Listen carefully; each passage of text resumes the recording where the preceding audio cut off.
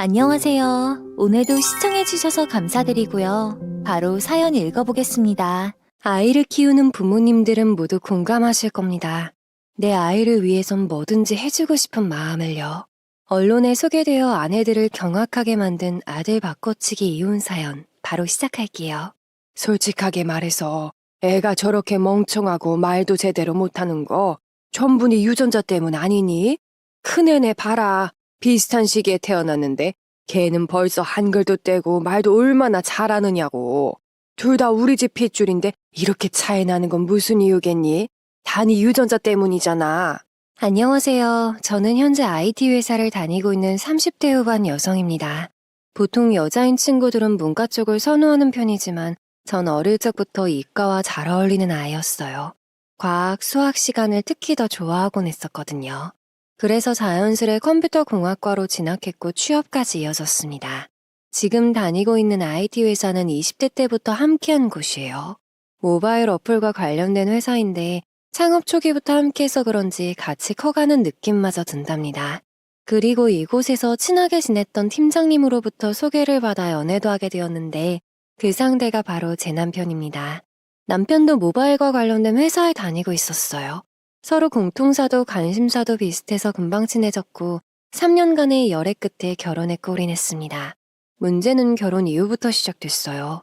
처음엔 시부모님도 저에게 친절하게 잘 대해주셨습니다. 그런데 형님의 집안 사업이 대박이 터진 거예요. 그때 한우 갈비집을 운영하고 계셨는데 어떤 유명한 유튜버가 영상을 찍어 올렸다나 봐요. 그 덕분에 줄 서서 먹는 맛집이 된 거죠. 그래서 형님도 아주버님도 하던 일을 관두고 한우 갈비집을 같이 운영하게 되셨습니다. 잘된 일이니 저도 진심으로 축하해드렸고 남편과 방문에 큰돈 써가며 식사하곤 했었어요. 그런데 시부모님, 특히 시어머님의 태도가 달라지기 시작했습니다. 가장 큰 이유는 돈 때문이었는데요. 형님네 식당 일이 워낙 바쁘다 보니 집안 행사에 참여하기 힘들어 하셨어요. 그래서 대신 시부모님께 용돈을 많이 드리기 시작한 거죠. 그런데 그거로 저에게 눈치를 주시는 겁니다. 에휴, 이번에 내 생일이라고 큰애는 100만 원을 보내주더라. 내가 비교하려고 하는 말이 아니라 큰애가 그 정도 했으면 작은 애는 절반이라도 해야 되는 거 아니니? 미역국 끓여주고 고기 반찬 해준 건 고마운데 30만 원은 좀 그렇다 얘. 저는 정말 당황스러웠습니다. 30만 원은 저와 남편이 합쳐서 낸 금액이 아니었어요. 그러니까 저 혼자서 30만 원 드리고 남편도 따로 30만 원 드렸으니 총 60만 원 드린 셈이잖아요. 그 정도면 할 만큼 한 거 아닌가요? 게다가 반차까지 써가며 시댁으로 뛰어와 미역국도 끓이고 갈비찜도 해가며 생일상을 차려드렸는데 그 노력보다 형님이 준 100만 원을 더 좋아하시니 서운했습니다. 저도 차라리 생일상 차릴 바에야 100만 원 드리는 게 더 편한데 말이죠. 그날은 남편이 나서서 제 편을 들어주면서 자연스레 넘어가긴 했습니다. 그래도 속으로는 시어머님을 향한 서운함이 남아있었죠. 그러던 중 제게도 기쁜 소식이 찾아왔습니다. 바로 임신이었죠. 남편과 저는 빨리 아이를 갖고 싶었어요. 20대의 어린 나이이기도 했지만 둘 다 아이와 함께 이루는 가정에 대한 열망이 컸습니다. 직장도 수입도 안정적이니 더 고민할 게 없었죠. 그런 저희의 마음을 알았는지 사랑스러운 아이가 찾아왔습니다.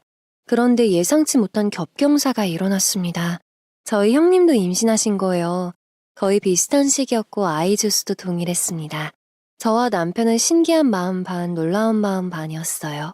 시어머님과 사이가 껄끄러울 뿐 형님네와는 사이가 좋았기 때문에 오히려 잘 됐다는 생각도 들었습니다.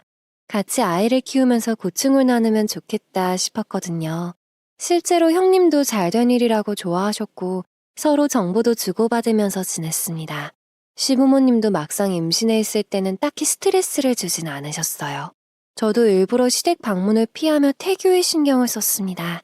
그렇게 아이를 낳고 보니 신기하게 저도 형님네도 모두 아들이었어요.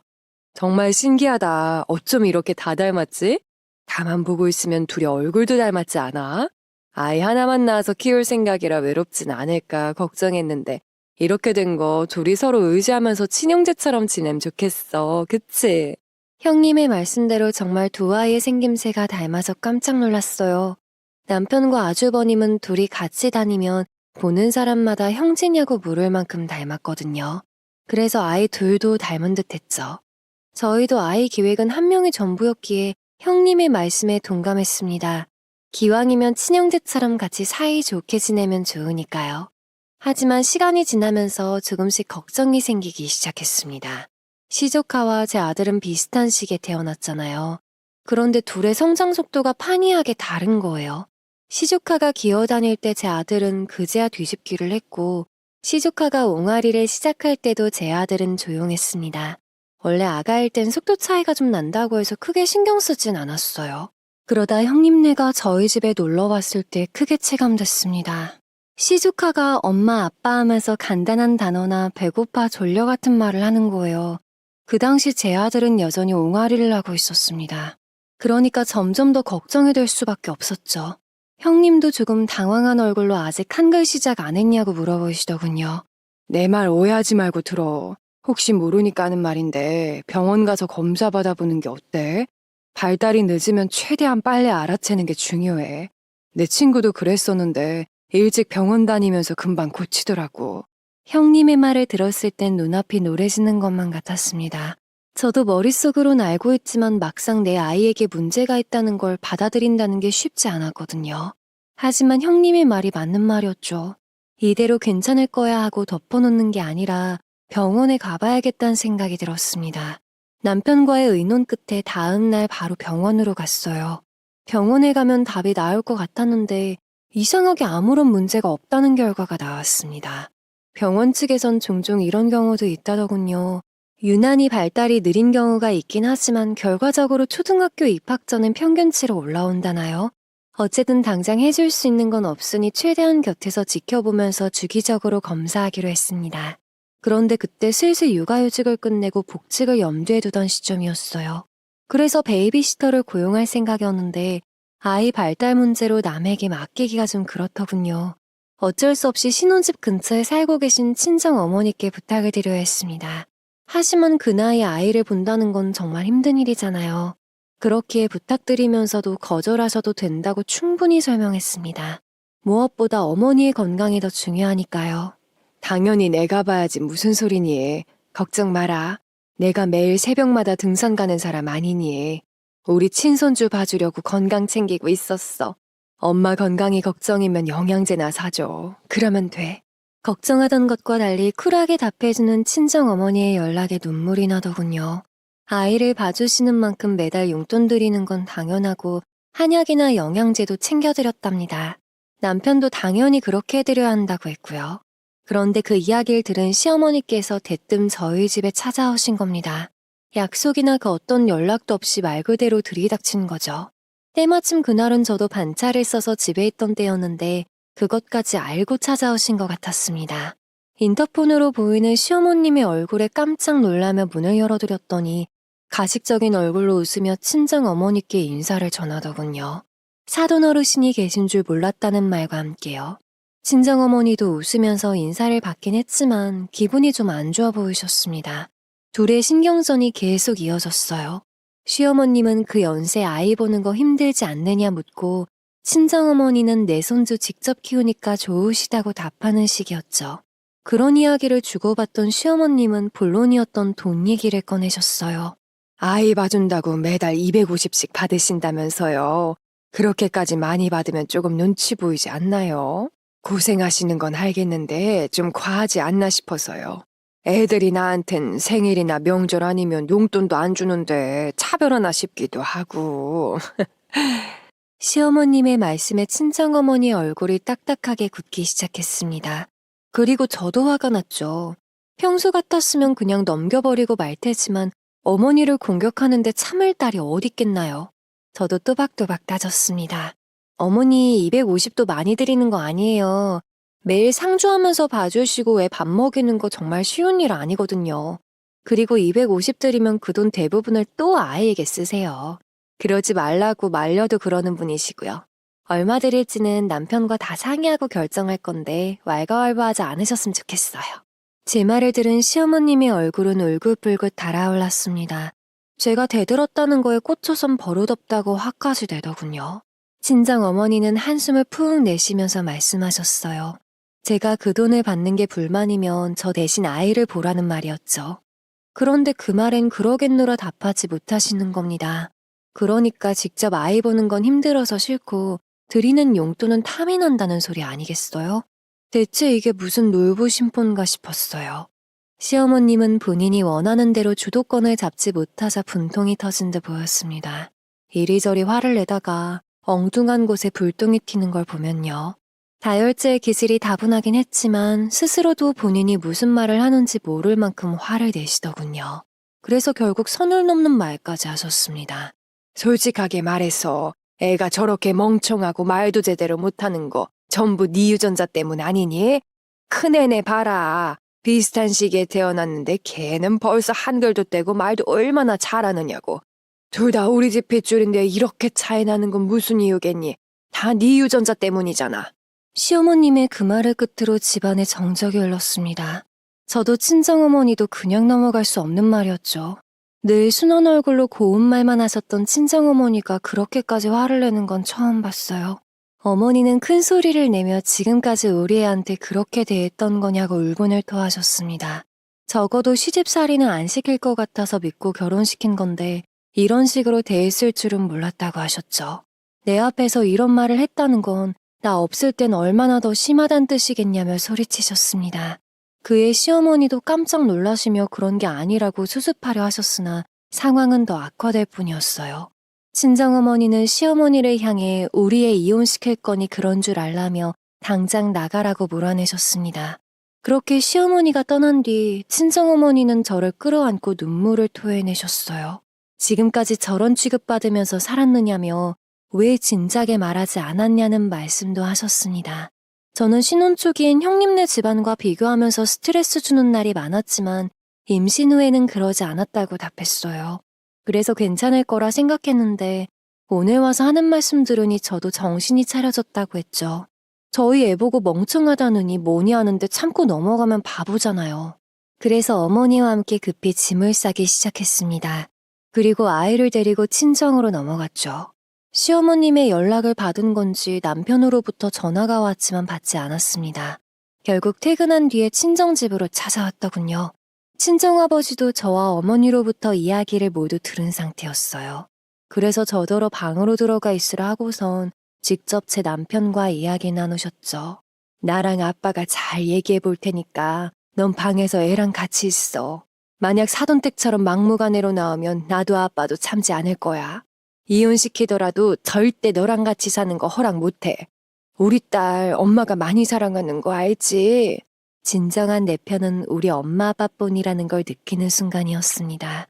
그렇게 남편과 부모님의 대화가 이어졌고 약 30분쯤 지났을 때 방문이 열렸어요. 어머니를 따라 거실로 나가보니 남편이 무릎을 꿇고 앉아있더군요.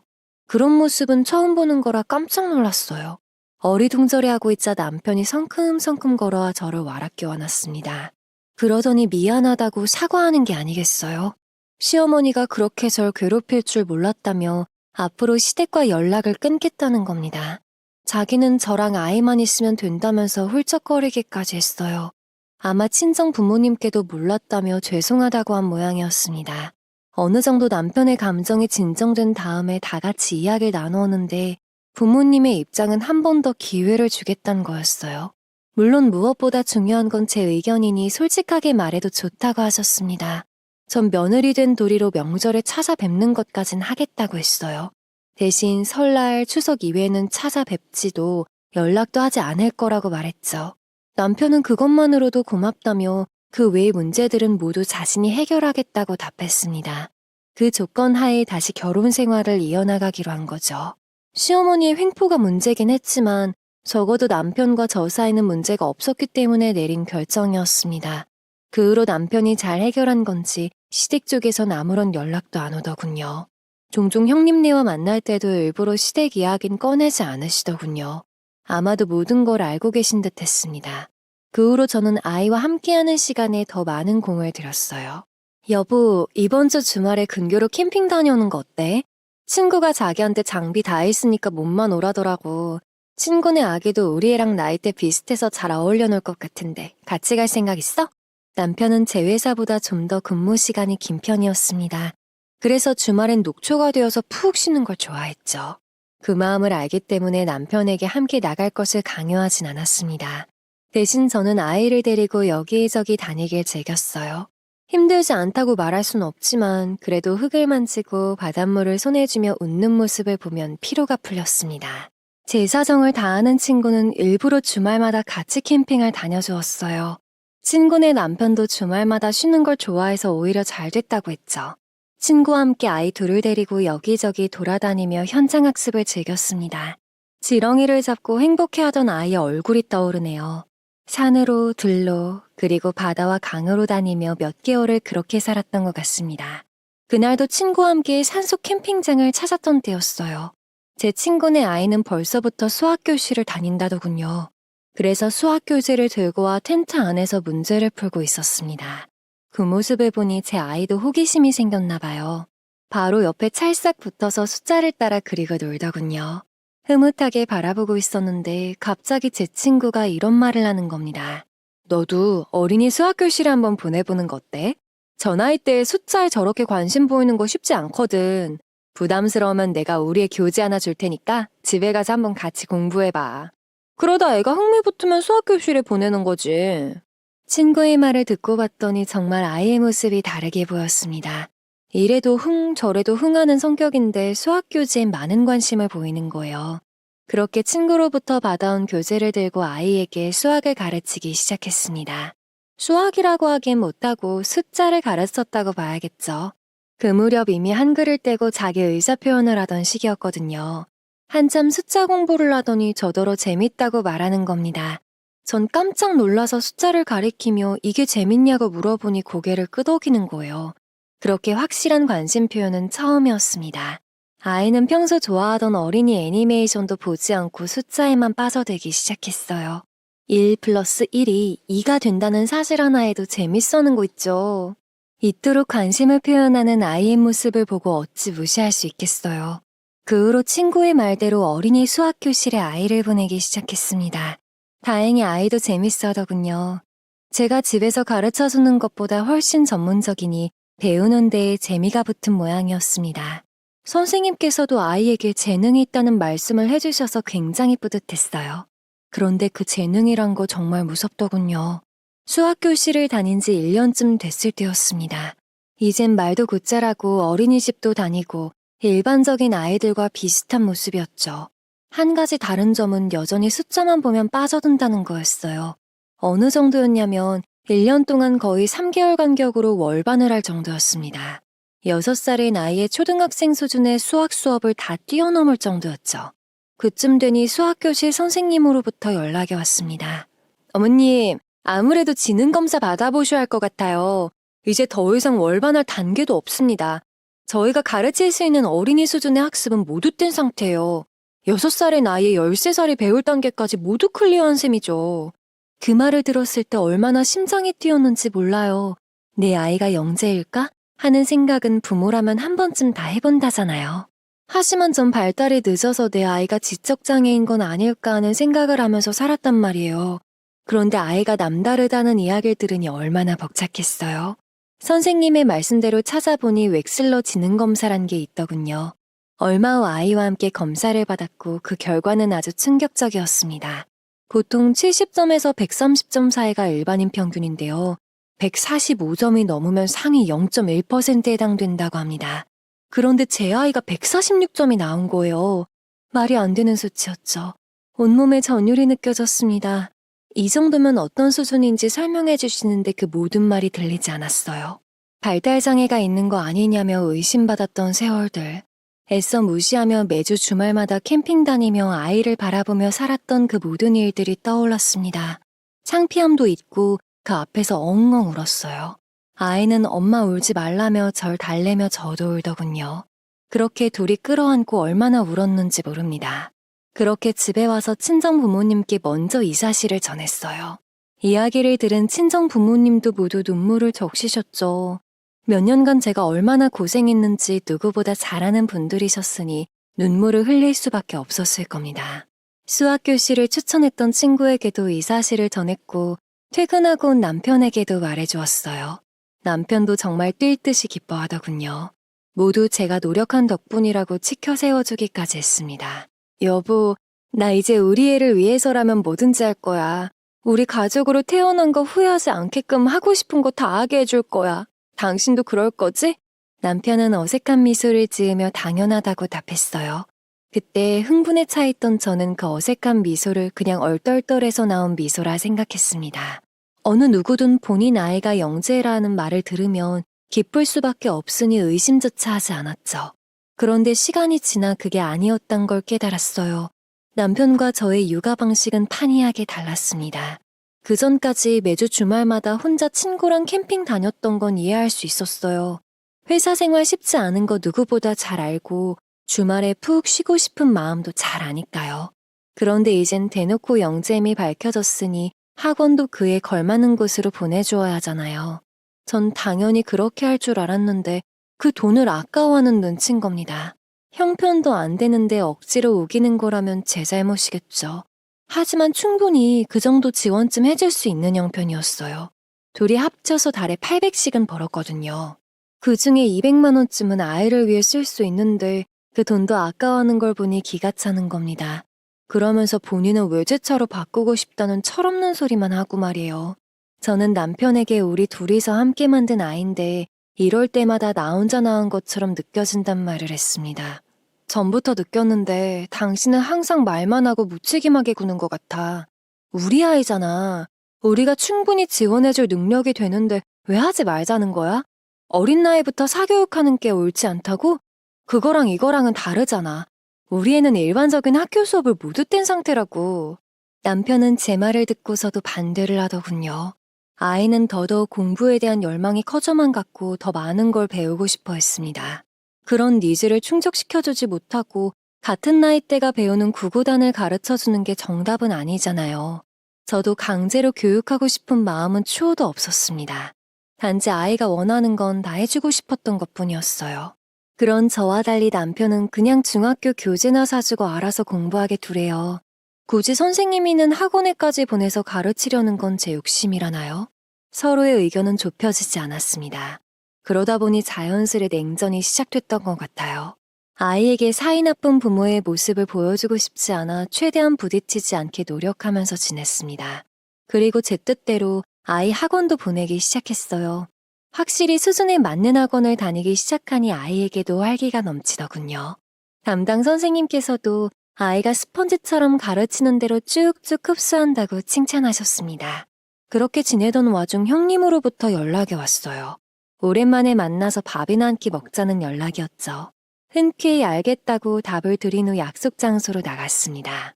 형님과 저는 평범한 일상 대화를 나누며 식사를 마쳤어요. 그리고 카페로 옮긴 다음 본격적으로 아이 이야기를 시작하셨습니다. 아무래도 남편을 통해서 이야기를 들은 모양인지 정말 영재가 맞는지 그 지능검사는 어디서 받는지 같은 질문을 하시더군요. 친절하게 모두 설명해드리자 형님은 고개를 끄덕이며 말씀하셨습니다. 나도 그럼 그 웩슬러 지능검사란 거 받아봐야겠어. 솔직히 어렸을 때부터 우리 아이가 성장 발달이 더 빨랐잖아. 그럼 우리 아이가 더 높게 나올 확률이 높지 않겠어? 비릿하게 웃는 형님의 얼굴을 보면서 이게 목적이었구나를 깨달았습니다. 어렸을 적엔 매번 비교당하면서 형님네 아이가 더 우등생인 역할이었는데 이제는 제 아이가 더 뛰어나다고 칭찬받으니 배알이 꼴리셨나 봐요. 묘하게 제 아이를 깔아뭉개는 말투에서 느낄 수 있었죠. 비틀어진 질투를 내보이는 형님을 보며 앞으로 거리를 좀 둬야겠다고 생각했습니다. 실제 영재학원에서 만나게 된 학부모님들 말을 들으면 이런 경우가 많다더군요. 다들 본인 아이가 가장 잘났다고 생각하는데 그보다 더 잘난 상대를 만나면 시기할 수밖에 없다나요? 그래도 같이 임신해서 만날 때만 해도 서로 좋은 사이였는데 일순간 이렇게 틀어진다 생각하니 속상한 마음이 들었습니다. 그런데 형님의 저런 반응은 그나마 나은 편에 속하는 거였습니다. 더 큰 문제는 시댁에서 터졌거든요. 아이가 영재라는 소식이 시댁에도 전해졌을 거란 생각은 하고 있었습니다. 남편과는 꾸준히 연락을 하고 있었으니 분명히 말했겠죠. 그래서 그런지 그동안 연락도 안 하고 지냈던 시부모님이 저를 찾아온 거예요. 전과 달리 방긋방긋 웃는 얼굴을 장착한 채 말이죠. 연락처도 다 지우고 차단했더니 아예 신혼집으로 들이닥치기까지 했습니다. 어른 둘이 찾아왔는데 문전박대할 수도 없고 어쩔 수 없이 문을 열어주었어요. 예전에 손 한 번 안 잡아주시더니 이번엔 먼저 나서서 제 손을 가져다가 잡으시더군요. 등도 쓰다듬어주며 반갑다는 인사말을 전하셨습니다. 아유, 정말 오랜만이다. 그동안 네 얼굴 다 까먹는 줄 알았지 뭐니? 그동안 나한테 서운한 거 많았지? 이제 다 잊고 우리 잘 지내보자. 암만 그래도 시부모 며느리 사이인데 인연 끊을 수 있겠니? 아이를 생각해서라도 다 같이 사이좋게 지내는 편이 좋잖아. 그러시면서 저 먹으라고 사왔다며 전복을 꺼내시더군요. 그 모습에 더 기가 찼습니다. 왜냐면 전 해산물 알레르기가 있어서 전복을 못 먹거든요. 상견례 때부터 명절 때나 함께 외식할 때 누누이 말했던 건데 그거 하나 기억 못 하시는 것부터 제게 애정이 없단 뜻이었죠. 웃으면서 어머니 저 해산물 알레르기 있잖아요 라고 말씀드렸더니 그제야 어머머 내 정신 좀 보라면서 나이 들면 깜빡깜빡 한다면서 넘기더군요. 그때 시아버님이 저더러 잠깐 앉아보라며 하실 말씀이 있다는 거예요. 그래서 커피 3잔을 타와서 자리에 앉았습니다. 시아버님은 먼저 아이 얘기를 들었다는 말로 서두를 꺼내셨어요. 그동안 발달장애 있나 싶어서 걱정 많았는데 다행이라는 말씀을 하셨죠. 지금은 학원 간 거냐고 물으시기에 그렇다고 답을 드렸습니다. 그런데 그때 뜬금없이 시부모님의 자금 사정을 말씀하시는 거예요. 주변에서 다들 사라고 해서 주식에 돈을 넣었다가 완전 물렸다나요? 시드만 억 단위가 넘어가는데 현재 마이너스 50%랍니다. 문제는 무조건 넣으면 버는 거라고 해서 대출까지 내서 넣었단 점이에요. 그래서 사정이 좋지 않아서 형님네가 도움을 주고 있었답니다. 그런데 그것이 말이야. 시부모한테 돈 좀 보태줬기로써니 아주 우습게 알지 뭐니? 약속 나갈 때마다 연락도 없이 대뜸 와가지고 애를 맡기고 가질 않나. 작은 애는 애 봐준다고 매달 250씩 준다는데 뭐 없냐니까 바라는 게 많다고 화를 내질 않나. 욕심만 뒤룩뒤룩 많아가지고선. 그러면서 저에게 형님 험담을 하더군요. 전 솔직히 형님의 마음이 이해됐습니다. 적어도 몇 천만 원은 도와줬을 텐데 잠깐 아이 맡기는 걸로 용돈 챙겨달라고 하면 기분이 안 좋을 테니까요. 어찌됐든 형님과 어떤 사이든 말든 저와는 관계없는 일이었습니다. 대체 저더러 어쩌라고 이런 말을 꺼내시는 건지 이해가 가질 않았어요. 그때쯤 슬슬 하려던 말을 시작하셨습니다. 앞서 말한 이유로 인해 형님네와 사이가 틀어진 게 주 요인이었어요. 그로 인해 생활비가 모자라게 된 것이었죠. 그렇다고 다시 형님과의 사이를 회복하기엔 자존심이 상하셨던 모양입니다. 저를 찾아오신 걸 보면 말이에요. 그렇다고 해서 제가 시부모님 생활비를 부담할 만큼 여유 있는 사람도 아니고 그만큼 사이가 좋은 것도 아니잖아요. 대충 어떤 의도로 하시는 말씀인진 알겠는데 저도 여유가 없어서 생활비 지원은 어려울 것 같다고 말씀드렸습니다. 제 말에 시부모님이 화낼 거라 생각했는데 의외로 예상했다는 듯이 받아들이시더군요. 혹시나 하는 마음에 꺼낸 건 맞지만 너네도 빡빡하게 사는데 생활비 보태달라곤 말 못하겠다고 말씀하셨습니다. 그러면서 시아버님께서 말씀하시길 아이 영재학교에만 많은 돈이 들어갈 것이고 앞으로도 지원하기 위해 큰 자금이 들어갈 거 아신답니다. 뭐 주변에 여기저기 물어보기까지 하셨다나요? 손주를 향한 사랑이 이 정도라면서 허세 부리듯 터허 웃는데 어색하게 웃으면서 받아쳤습니다. 그랬더니 본격적인 이야기를 시작하시더군요. 힘들 거 뻔히 다 아는데 염치 없이 돈 달라고 찾아온 거 아니야. 그냥 우리도 너도 서로에게 좋은 기회가 있어서 알려주려고 온 거란다.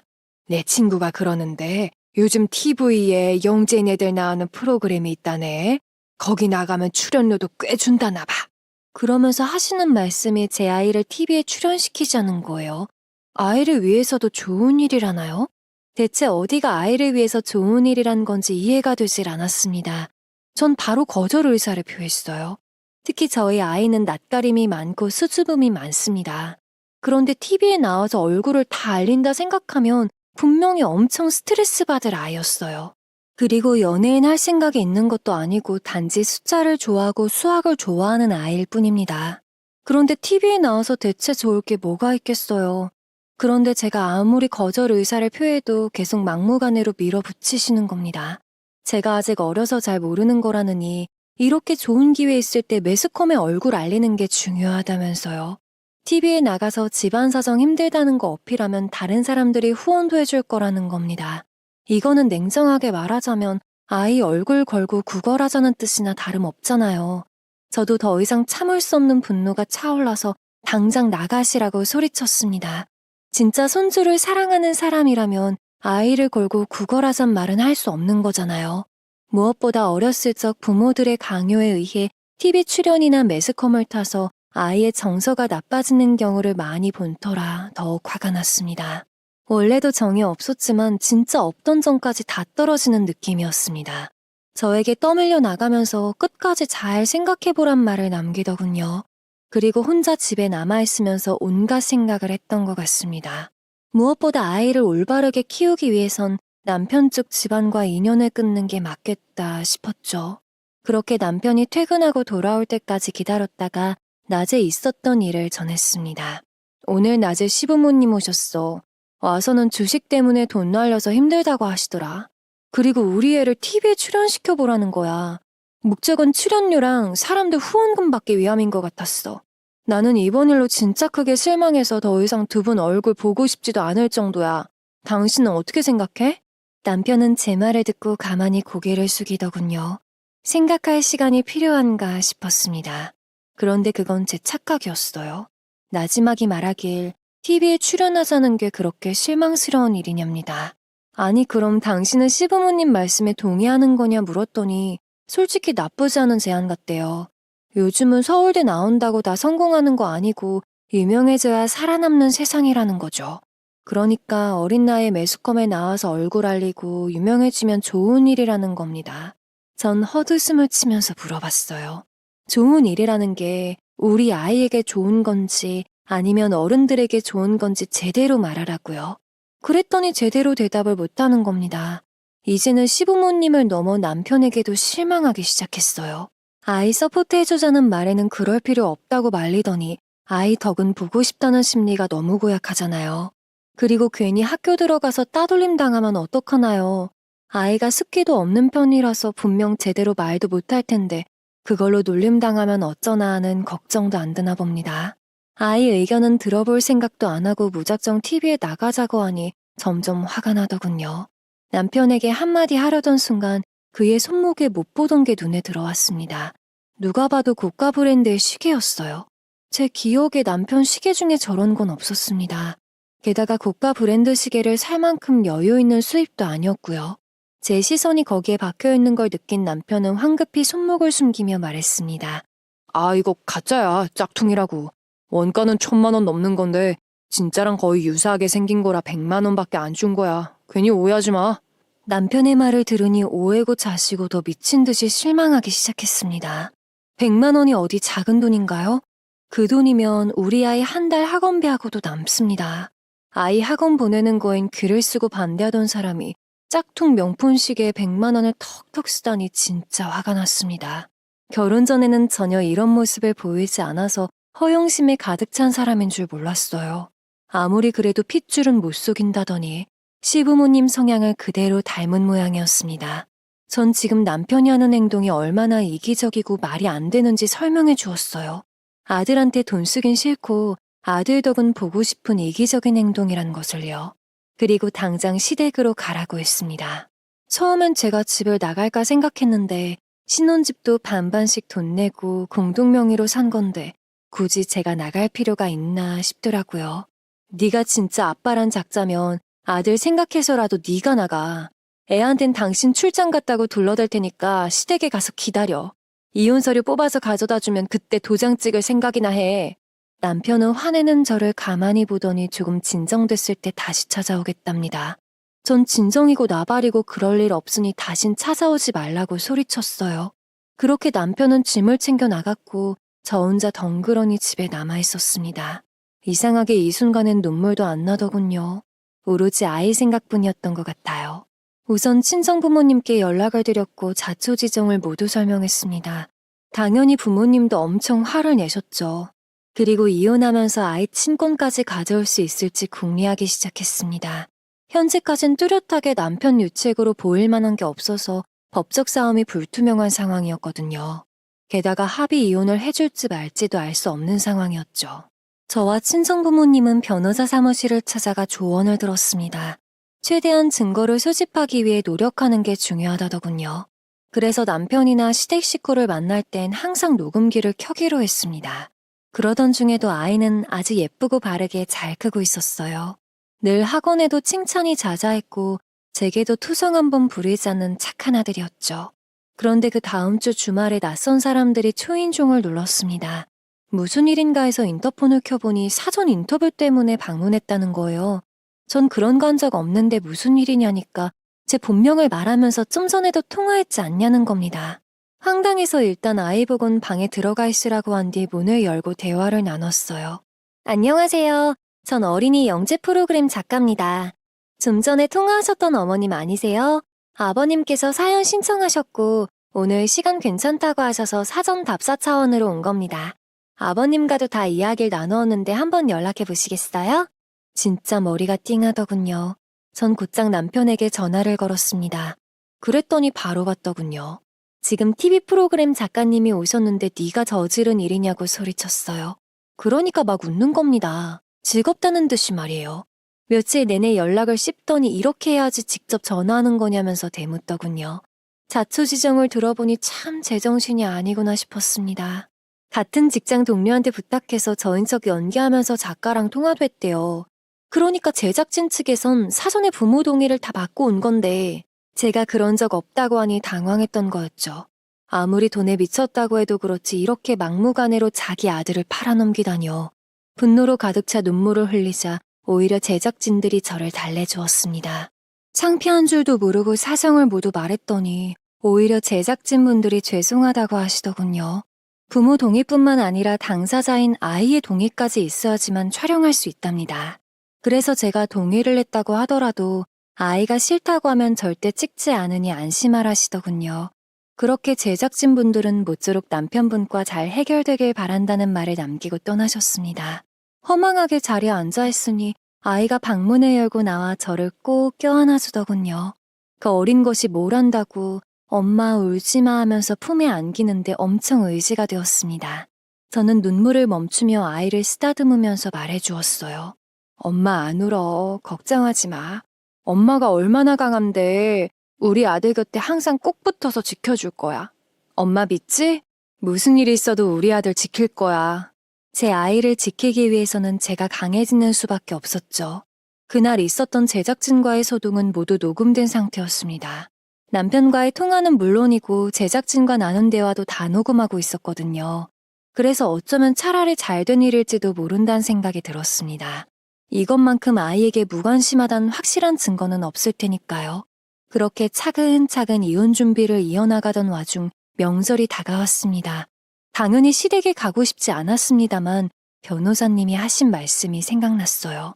아무래도 아이가 영재인데다 시댁 부모가 탐내는 걸 보면 양육권 싸움이 치열할 것 같다는 이야기였죠. 그래서 가능한 한 증거들을 많이 모아두고 소송하는 게 베스트인데 아직은 부족하다고 하셨습니다. 그 말이 생각나면서 명절 때 가서 녹음기를 켜두고 있으면 조금이라도 도움이 될 만한 게 잡히지 않을까 싶었어요. 그리고 아이도 시조카가 보고 싶단 말을 꺼내더군요.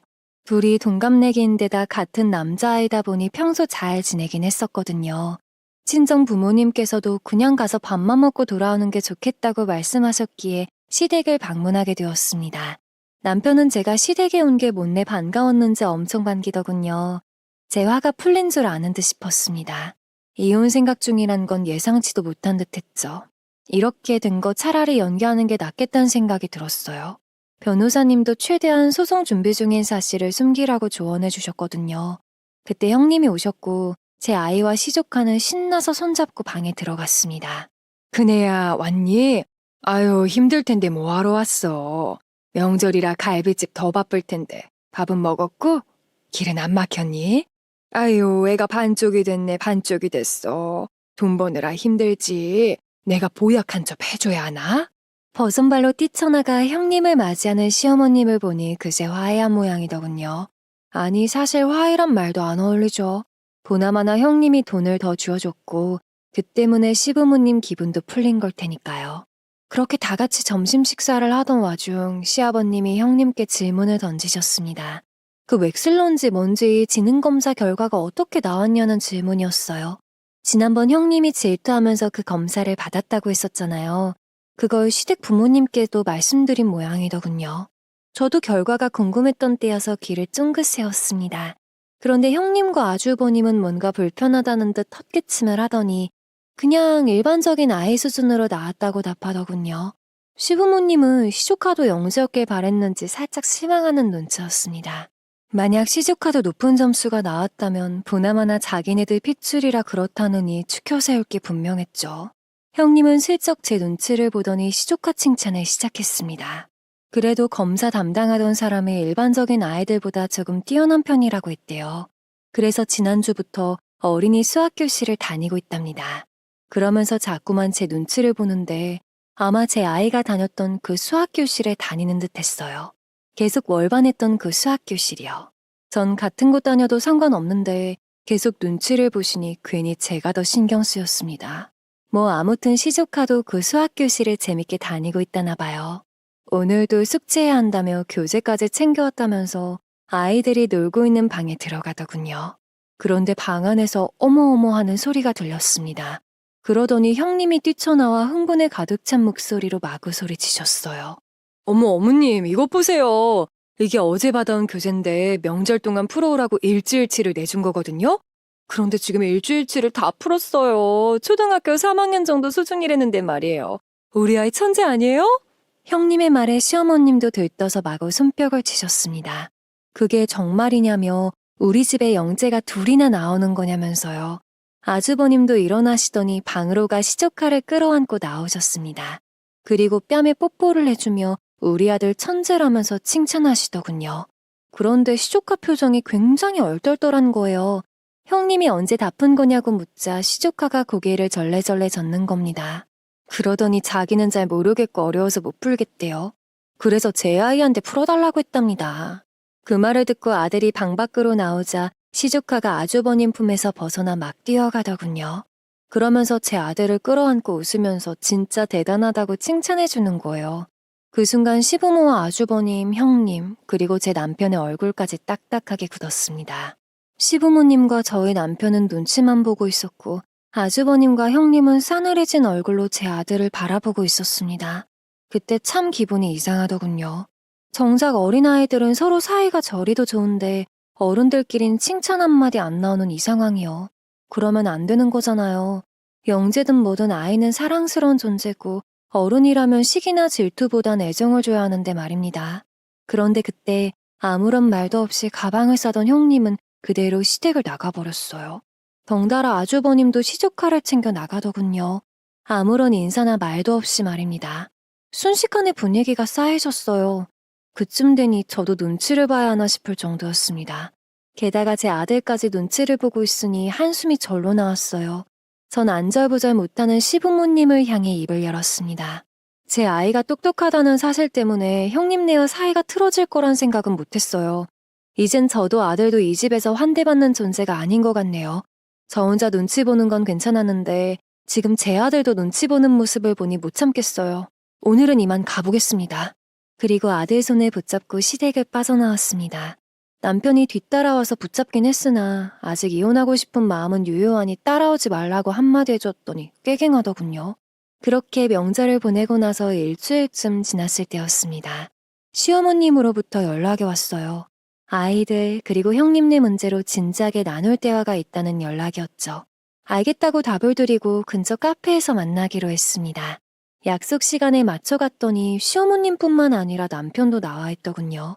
자리에 앉아 커피를 시킨 뒤 하실 말씀이 무엇인지 여쭤보았습니다.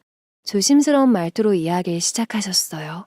자기가 알아보니 영재인 애들은 공부하는 것도 다른 방식으로 배워야 한다는데 잘 알아보고 있냐 물으시더군요. 저도 아직은 배우는 단계라 모든 걸 알 순 없지만 영재학원을 다니면서 또래 학부모님들 만나면서 많은 정보를 얻고 있다고 답했습니다. 시어머님은 고개를 끄덕이며 아직은 어린이 큰 돈이 들진 않겠지만 점점 많은 돈이 필요할 거라고 하셨어요. 저도 그 부분엔 공감하고 있지만 충분히 잘 키울 자신이 있었습니다. 코딩 쪽으로 재능이 있는 편인데다 회사에서도 투잡하는 것에 터치가 없었거든요. 그래서 이미 투잡을 고려하고 준비하는 중이었고 아이를 위해서라면 주말도 반납해가며 일할 자신이 있었습니다. 실제 영재 아이를 키우는 평범한 집안의 학부모님들을 만나보니 그런 경우가 흔하더군요. 이 이야기를 모두 들은 시어머님은 목을 축이며 긴장한 목소리로 말씀하셨습니다. 그래, 안다. 네가 얼마나 노력하는지도 다 알아. 그렇지만 돈이란 게 말이야. 우리 같은 평범한 사람들이 애써봤자 한계가 있지 않니? 부업해봤자 달에 몇십이나 200 더 버는 수준일 텐데 그거로 감당이 되겠어? 아이는 점점 자라고 바라는 게 많아질 텐데 말이야. 시어머님이 하고 싶은 말이 대체 뭔지 모르겠더군요. 돈이 많이 드는 것도 알고 감당하기 위해 더 열심히 살겠다고도 말했잖아요. 그런데도 불구하고 계속 돈이 많이 들 거란 걸 강조하면서 저에게 겁을 주시는 겁니다. 이쯤 되니 쎄한 기분이 들더군요. 뭔가 시커먼 속내가 눈에 보이는 느낌 있잖아요. 그래서 진짜 하고 싶은 말이 뭔지 단도직입적으로 물어봤습니다. 그랬더니 갑자기 형님 이야기를 꺼내는 겁니다. 형님네 한우 갈비집이 순익만 다달이 3천이 넘는데요. 우리 같은 회사원이랑은 차원이 다르다는 거죠. 그러면서 하는 말이 형님이 원래 욕심이 많으시답니다. 그래서 태교할 때도 아이에게 좋다는 온갖 걸 다 먹었다네요. 똑똑하게 키워서 하버드대 보내는 게 소원이었답니다. 그래서 최소한 의사, 판사는 되길 바랬고 기왕이면 엄청난 사업가가 되길 바랬다나요? 그때까지만 해도 저는 시어머님이 뭘 원하고 하시는 말씀인지 몰랐어요. 그래서 그냥 남 이야기 듣듯이 그러냐 하고 듣고만 있었습니다. 그런데 남편과 시어머님이 서로 눈을 마주보더니 저에게 이런 말을 하는 겁니다. 그래서 말인데 둘이 아이를 바꾸는 게 어떨까 싶은데? 너도 네 아들 똑똑하게 훌륭하게 키우고 싶잖니. 그런데 뒷바라지하기 쉽지 않잖아. 그만한 돈이 있는 집안도 아니고.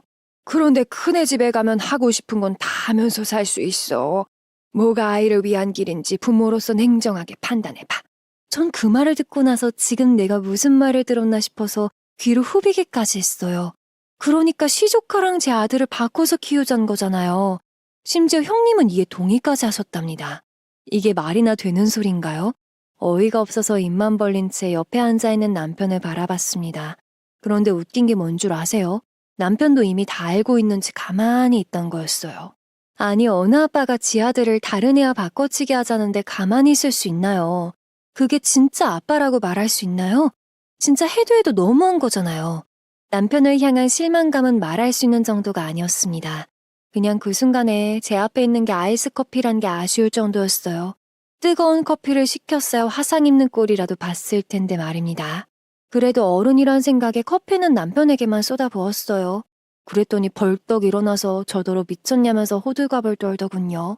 지 아들 팔려가는 건 괜찮고 아이스 커피 맞는 건 안 괜찮은가 봐요.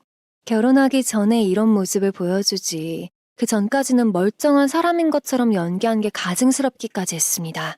미쳤냐고? 남편이 내 아들과 형님네 아들을 바꿔서 키우자는데 어느 여자가 제정신이겠니?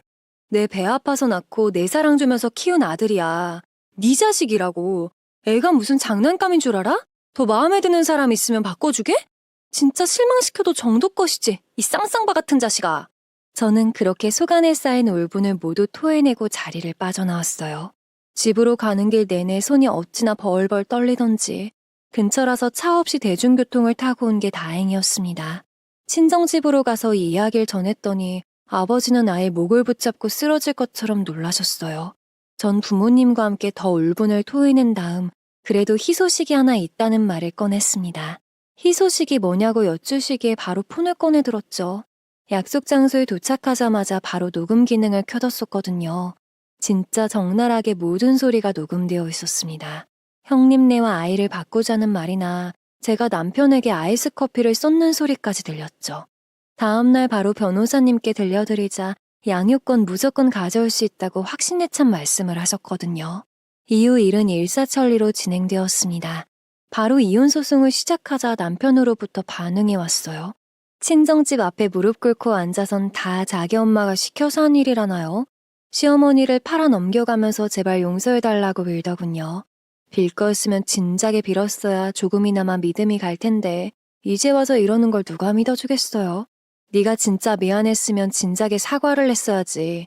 네가 적어도 아이 아빠로서 책임감이 있었다면 진작에 미안하다고 했어야 해. 이혼 소송 당하니까 이제 와서 꿇는 그 무릎 값이 싸도 너무 싸다고 생각하지 않니? 다신 찾아오지 마. 접근 금지 명령까지 내리기 전에.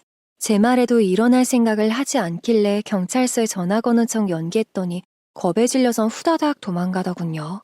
이혼 소송은 역시 예상대로 제게 유리하게 마무리되었습니다. 양육권도 당연히 제게 주어졌고요. 아이에게 어떻게 설명하면 좋을까 고민이 많았지만 똘똘한 아이라 그런지 금방 받아들였습니다. 자기는 엄마랑 있으면 된다고 말하면서 절 위로까지 해주더군요. 정말 사랑스럽죠. 전 현재 다니던 IT 회사에서 실력을 인정받아 과장을 달았어요. 그래서 동년배들 치고 연봉도 꽤나 높은 편입니다. 아이는 초등학생이 되었고 현재는 대학생 과정을 배우고 있어요. 배우면 배울수록 그 속도가 더 빨라져서 많은 선생님들로부터 기대를 받고 있습니다. 전 언제든지 아이가 원치 않는다면 교육을 중단할 생각이에요. 뭐든지 아이 맞춤으로 원하는 대로 해주고 싶습니다. 그래서 혹시나 더 돈이 많이 들어가는 무언가를 하고 싶다고 하면 아무런 거리낌 없이 해주기 위해 부업도 종종 하고 있어요. 아이 명의로 된 통장에 차곡차곡 모으고 있답니다. 시부모님과 남편은 이혼 후에도 한 번씩 연락이 오긴 했는데 지금은 아예 번호도 다 바꾸고 이사도 가서 남처럼 지내고 있어요. 그 말투에서 변한 게 일절 느껴지지 않았으니까요. 친정부모님과 아이 그리고 저 이렇게 함께 살고 있는데 이게 진정한 행복이구나를 느끼고 있습니다. 지금까지 제 이야기를 들어주셔서 정말 감사합니다. 여러분들도 항상 행복하시기를 진심으로 바라겠습니다. 다른 이야기도 듣고 싶으시다면 구독과 좋아요 그리고 알림 설정 부탁드려요.